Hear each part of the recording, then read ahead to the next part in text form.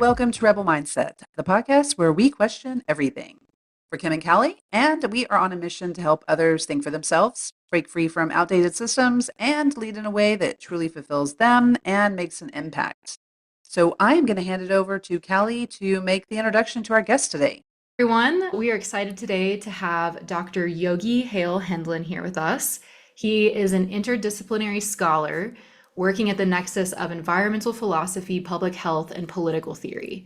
Yogi is assistant professor at the Erasmus School of Philosophy and core faculty of the Dynamics of Inclusive Prosperity Initiative at Erasmus University in Rotterdam, which is in the Netherlands, and has worked with the University of California, San Francisco since 2006.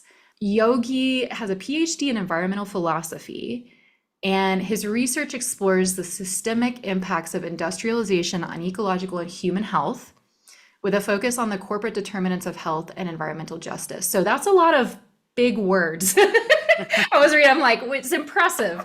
In layman's terms, how would you describe what you do, Yogi? Well, I am sort of a maverick, not because I wanted to be, but just because I started studying various things and realizing that they're all connected. Uh, you know, and then with academia, I realized that there are, limited audiences, and so that's how I got into consulting and other sort of endeavors which I'm interested in. And I realized that, to use a sort of sports metaphor, everything in life is cross training, right? All of this is connected. And so that's how I see the sort of siloed world of academic disciplines. But also, in our workspaces, we often have different roles as like, okay, you're the HR person, you're the senior exec, you're the middle manager, you're the janitor. And oftentimes, the biggest synergies happen, and they have in my life, when we mix up those roles a little bit or see how, the logics from one domain can apply to another. Mm. So the interconnectedness, yes. So what stood out to me from what I know from Yogi, I've worked with Yogi on a separate client endeavor, and so I've gotten to know a little bit about his work. And with the risk of saying this incorrectly, we believe that you are a rebel in fighting for environmental justice and for humanity, and the betterment for all. That's kind of what I've taken away from some of, what I've heard, which feels a bit more moral than a lot of the work I think maybe that Kim and I have done, which is very capitalistic in nature. So yeah, just thank you for being here, Yogi, and we're excited to dig in. Yeah, My so pleasure. Thanks for having me. awesome. So today, I think what we're going to really go for is talking a bit about the pursuit of change and understanding some of your work in systems and how, frameworks and systems might affect us without us even knowing, and what we might do to influence positive change. I like to start off with just a little kind of quiz question that both you and Kim are going to answer. So, what is the tipping point in any system or group of people for change? And when I say this, I'm sort of looking for a percentage. I feel like Well, you should first, go first, let's go. Yogi. Um, It's only fair. sure. I would say, between 3 and 10%. Like it starts with three, the early adopters, and then, you get once you have 10%, you can go wherever you want. Okay. My number was going to be much higher, so I'm rethinking it now. Um, okay, I would say 20%. Okay. So, based on my research, so I was initially going for 25%. And that is based on a UPenn study that was published in Science back in 2018 by Damon Centola. And it's for large scale change to occur. They sort of found that 25% is that tipping point. However, another publication in BBC News notes that it takes about 3.5% of the population actively participating in, this is major social change, protest, social change, to ensure serious political change. Wow. So kind of seems like a mix of both. So Yeah. I thought that was just an interesting entry point into considering what can individuals do to influence change? I'd love to just kind of hear a bit, maybe Yogi, about what are you influencing? Like, what is your goal in your work? Oh, that's a great question. There's this 2014 paper by the political scientists Martin Gilens and Benjamin Page called Testing Theories of American Politics, Elites, Mhm. Interest Groups, and Average Citizens. And they found that basically your average citizen or even average citizen group make 0% change on policy decisions. And this was, data gathered from 1,800 policy issues. And they found that economic elites and interest groups make a big difference in political outcomes, whereas the average citizen's desire or call in your senator or something Mhm. has statistically zero impact on policy outcomes. My theory of change is multifactorial, to use a really jargony phrase. Um, we can't just rely on one type of strategy in order to enact change. It takes all sides, all kinds too. And some people are type A and they can go out and assert themselves. Other people are type B and maybe they want to do the research or they can, do some data analysis or help out in different ways. There are many ways to be brave and courageous, right? Hmm. Um, and so how I go about creating change on the one hand is I actually do a lot of outreach, like with this podcast, when people want to dialogue, especially when they're coming from a very different background, or a different sort of role in our society. I think that's great because then we get to actually learn from each other. And I think that this cross boundary, cross silo learning is extremely important. And those are sometimes the hardest to do, but the most important for actually bringing new ideas into the public forum. We're all learning from each other. Nobody has a monopoly on truth, right? And so, how do we coalition build? Well, we do that with people who are maybe uncomfortable friends or, might be even foes in other realms. We have a common interest. And I think if you look historically, there's tremendous success on the political right in doing this. You have, evangelical Christians and Halliburton, and Mhm. they managed to put their differences aside to achieve policy goals, and they've been extremely effective with. Yeah, Hmm. that's interesting. I'm hearing two things. One, from the statistic earlier, that it takes very few people to make change. But then I'm also hearing from you that it takes the right people in a way, Yeah. or at least the right groups getting together to push something forward. In the workplace where there is a lot of structure and people, decision makers at the top who have a tendency to be kind of bifurcated from the rest of the group.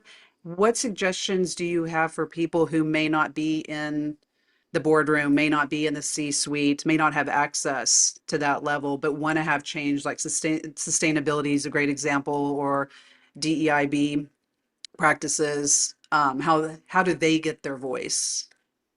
So I think you got to make friends, right? You got to find your champion, find your champions, find your allies. Maybe again, even if they're unlikely allies, who they may not even like you, but they might have some self-interest in this change because I mean, I don't promote Machiavellianism or any other dark triad traits, but you know, power politics or power analysis of a situation is really important. And if you have no idea who the decision makers are, who the people who hold power in a given organization are, you're not going to be effective. So first you have to know who these people are, and then you have to see, okay, maybe this person would get on board with this idea because they actually have good reason to want to make this change for a completely different reason than I might, right?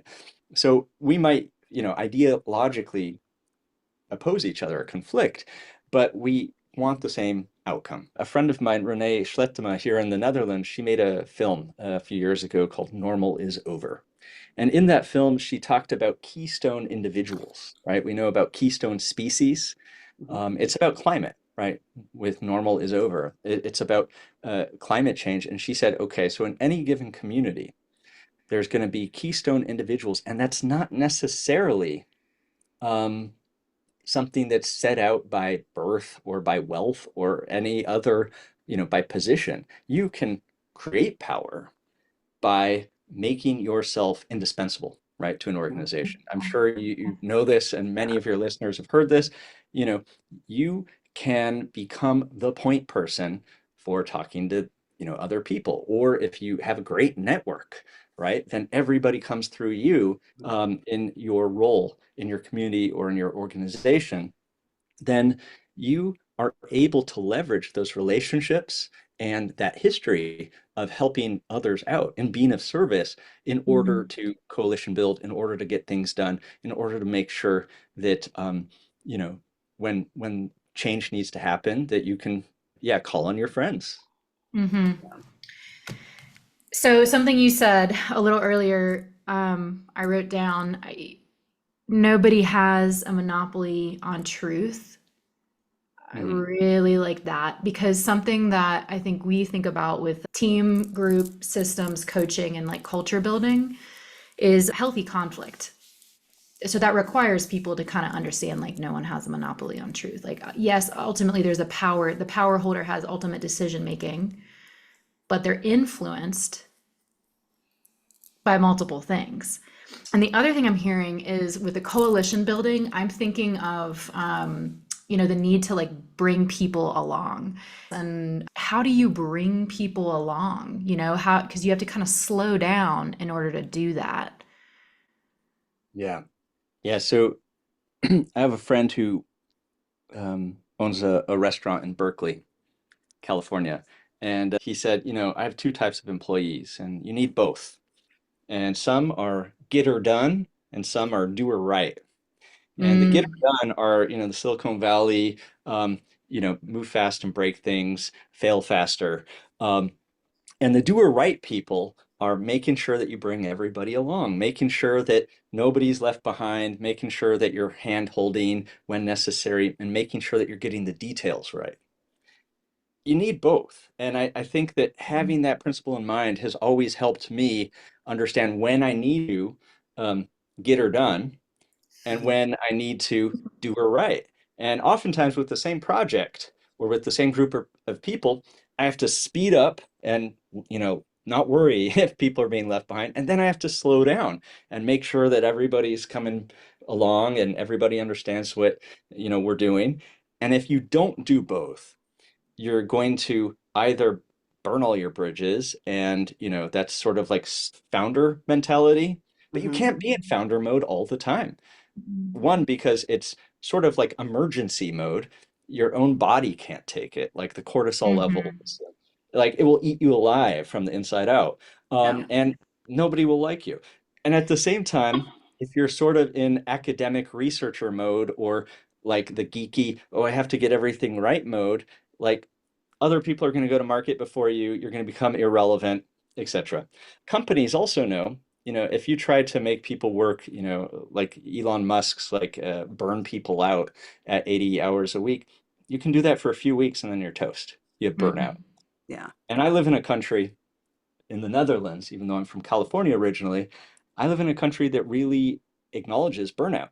When people get burned out, they give you time off. They let you pivot to a new career or whatever. It's a socially acceptable thing, mm, which is great because it's not like there's more burnout happening in the Netherlands. It's just more socially acceptable, Mhm. right? The wow. US probably has even more burnout, but nobody talks about it because there's so much shame and guilt and emotion laden, so that we can't be honest about, oh, wow, this is actually crippling our economy and our families and everything we care about. It's Yeah. undermining our values. And so here, it's an open book. People are like, oh, yeah, I'm getting close to burnout. I'm going to take some weeks off. And people are like, great, get better. Like, but what I'm even more interested in, how do we get to that point where we don't have to, test the edge? Mhm. Mm, Well, I have a question that ties into that. I worked in film and television for 15 years. Very common to completely, burn yourself out. And what I found is that A lot of people wore it as kind of their red badge of courage. Like, look at me, look how hard I can work, and that kind of bragging right of like, oh, I only slept 4 hours. Oh, I slept on the couch in the color bay again. How do you how do you change something when people can't quite see it from every angle? I think that that's one of the toughest questions. How, I'm going to put it bluntly, how do you change a toxic work culture, Hmm. right? Because let's be honest, if you're sleeping at the office, which I've done, when I was a grad student, I've done that. When you're, you know, um, playing these like burnout Olympics. My motto is select wider, right? And so if you're selecting for the number of hours you put into something, that's the wrong metric, right? Hmm. Because uh, you can have somebody who puts in 100 hours and somebody who puts in 10, and the person who puts in 10 has a much more useful output, right?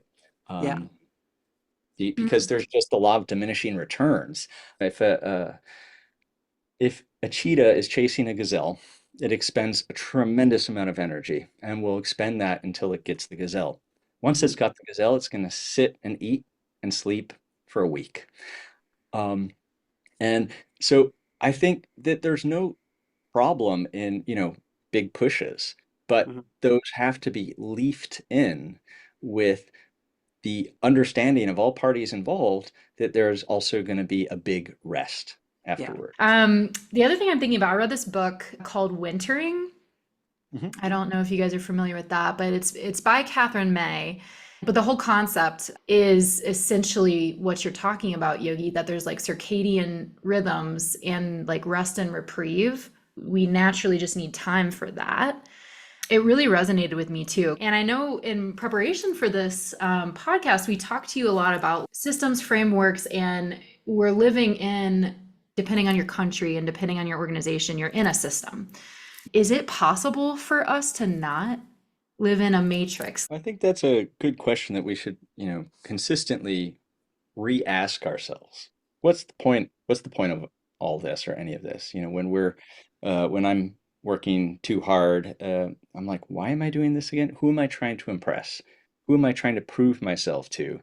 And, on the one hand, I like proving myself to people who I love. I like trying to earn their honor, and respect. And at the same time, a lot of our problems, the sort of emotional burdens that we carry around with us all day are not actually real in the sense that like there's very few other people who are asking us to hold those burdens. But we've internalized, to such an extent that if I don't put on my makeup, if I don't look pretty today, I'm going to be judged, right?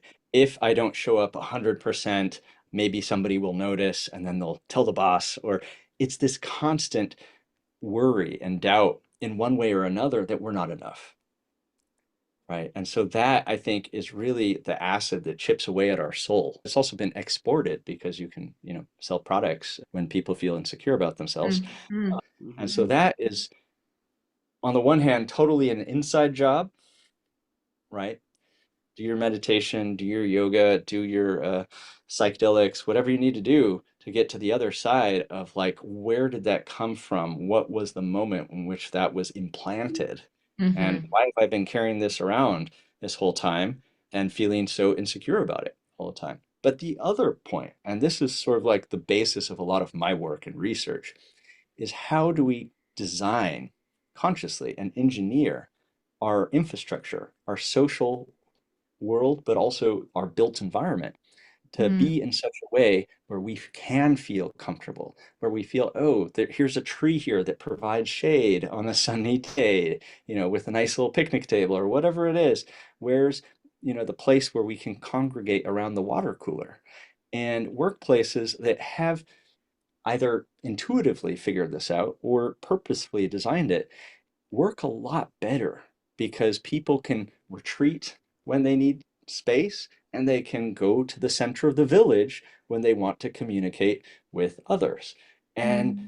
it's this, push and pull where people can self-select at where are they right now, what do they need, and how to achieve their needs which takes so much of the friction out of the workplace and a lot of the sort of insecurity that we carry around with us. It makes it much, much thinner. Mm.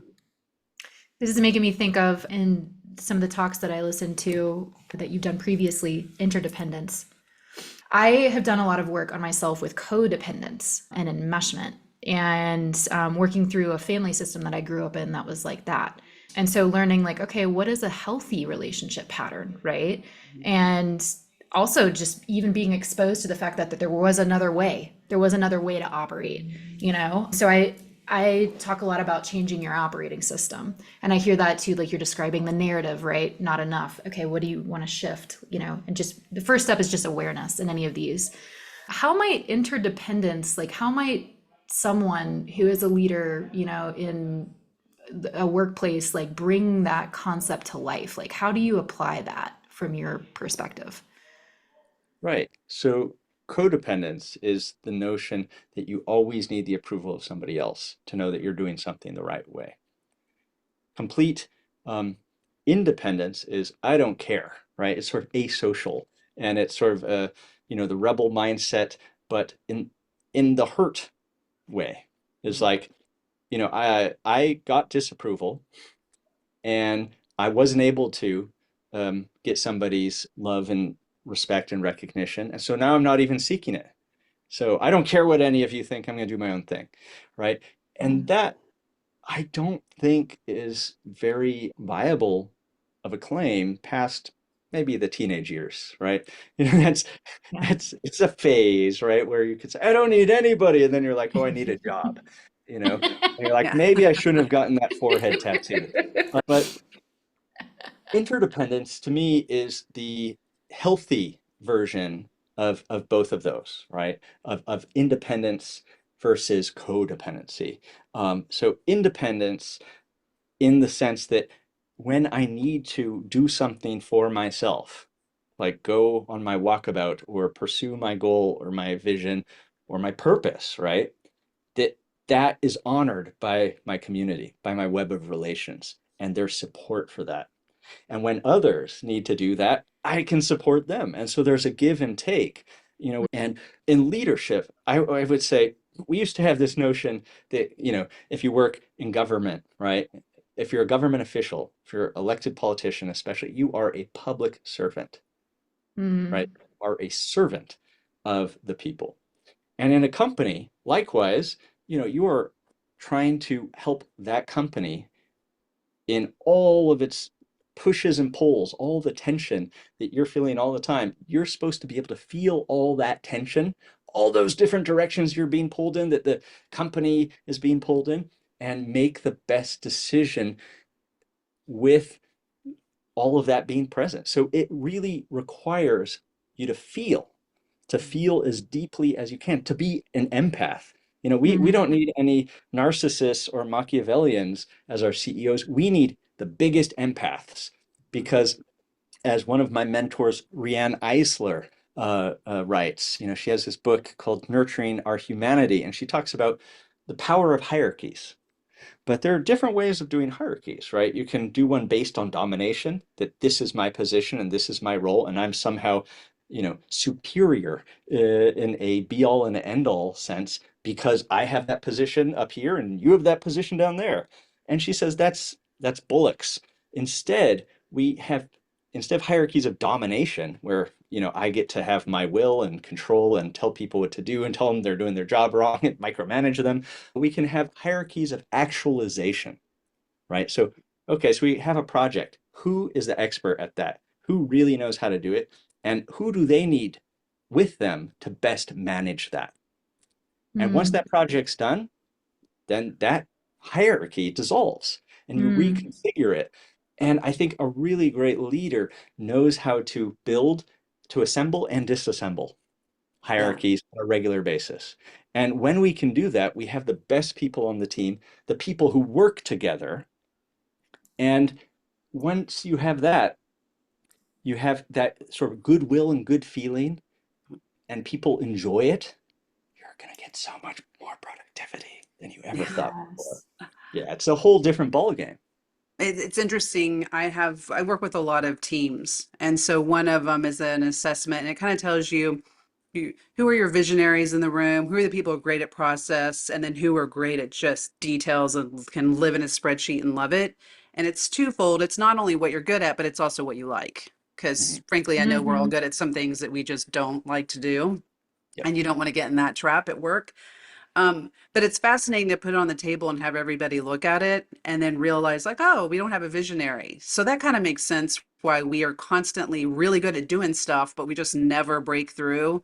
Or we have all these visionaries in the room, and boy, we can go to the whiteboard for 5 weeks, but we have never once gotten one project off the ground. And I've been on all these teams throughout my life, and it's so nice to just map it out.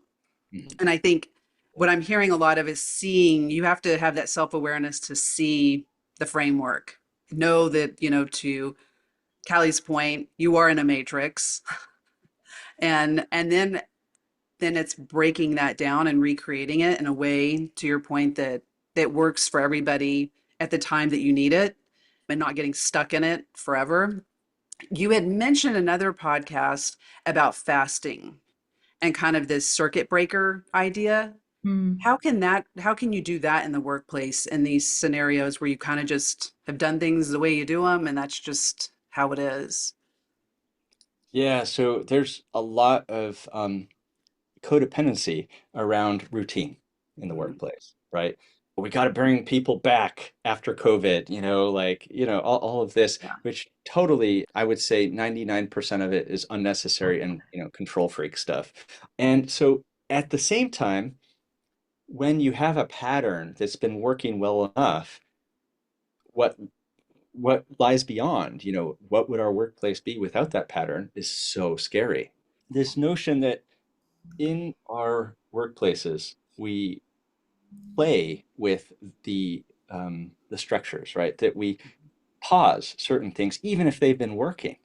Like, what is it? Fasting. I think is a great metaphor because in the workplace, what sort of things do we need to pause? I argue that in our world right now, we don't necessarily need more of most things. We need less. We need taking breaks. You probably know of this well-known study that Microsoft implemented in Japan of going to the 4 hour, or I'm sorry, the 4 day work week. It was still Mm. 40 hours. It was Mhm. 4 10-hour days. And they preferred it so much that productivity went up 40%. Wow. So, That's huge. if you get an extra day off, you're working the same amount of hours, right? But you get an extra day to do whatever you need to do, including Mhm. self-care, including, going to your kid's baseball game. That was a game changer. That left them so much more recharged for the next week. And in my research on how we break addiction and how we break bad habits, there's basically two ways. There's playing, so you can play with the Mhm. situation, you can change it up, you can do tiny experiments, or you can take pauses. You can fast. You can reflect on reflecting, and you say like, okay, we're gonna do some R&D, right? And nowadays, it seems like there's less freedom in the R&D periods Mhm. because we're trying to achieve something. We already have a goal in mind, and we're not just letting what Csikszentmihalyi calls flow occur. Mm. It's these flow states, which are where our challenge is met with our interest, right? With our play, where we're not bored, we're not overly challenged, but we're just on the sweet spot of the edge of our ability. And Mm. that is, I would say, a result of you know bracketing certain things which we think, oh, we have to do all the time, whether it's um, eating breakfast or having everybody stay until 5 p.m. or whatever it is. Like, there's so many just normalcy hindrances which we can allow a little bit more flexibility and see if we're able to actually increase the cohesion in our organizations. Mm. I think a lot of leaders, corporate, nonprofit, academia, across the board, it's meetings, just back to back meetings Mhm. all day. And then it's like, Tell me when do about it. you, yeah, Especially you during know, COVID. I Yeah. sometimes had two computers on with an earbud, and like I had two meetings going on at the same time. So that level of fatigue, yeah, like what do we do about it? Somehow we've created that into our system. Created Something a that's kind of, monster. yeah, well, kind of. You know, I'm at a loss of exactly how to phrase this question, but it's sort of like something about we have to operate in systems, right? Because we are a social species, we are interdependent. So we have to operate in systems. It's not really possible to just have no system. Well, actually, that's a question. What would you call that if there was no system or no frameworks? Well, here's how I see it. The problem with systems is generally we take the level of which a system operates at as to be the primary or the only or the main level. And Mhm. if you look at computer programming, which I find to be fascinating, the best computer programmers on earth and how they've done this for 40, 50 years, they work in small teams, three, four, or five people that they really like. They geek out together. And there's maybe like 5, 10 teams. And then when they need to, they get together as a big group, talk about things, or they appoint a representative. And when not, they code by themselves or in their little groups. And so the notion of system sort of goes away, and instead you have networks, Mhm. right? Because Huh. how many meetings do you just press like, I want everybody here? Like Yeah. instead of tailored messages, we're saying like, hey, Kim, um, what you said, last month really got me thinking, and we've got this presentation, and I'd really like you there because I'd love to have your input on this specific issue, right? I think you could help, you know, this project move forward on this specific thing. An email like that, you're going to come. You're going to come and you know what your role is. I want to talk a bit about ego, and I want to talk a bit about your work with psychedelics because I find those two linked in my limited knowledge of the space. But with meetings or systems or any sort of self-imposed structure, I feel like sometimes that could come from egos, which to me, the fact is there are insecure leaders, there are narcissistic leaders, right? And you're going to have to navigate them. In a lot of workplaces, you can't just opt out of that. What would be your advice or any tactical things to do if you're navigating some challenging leaders? Okay, so I'm going to back up a minute and look upstream before I answer your question.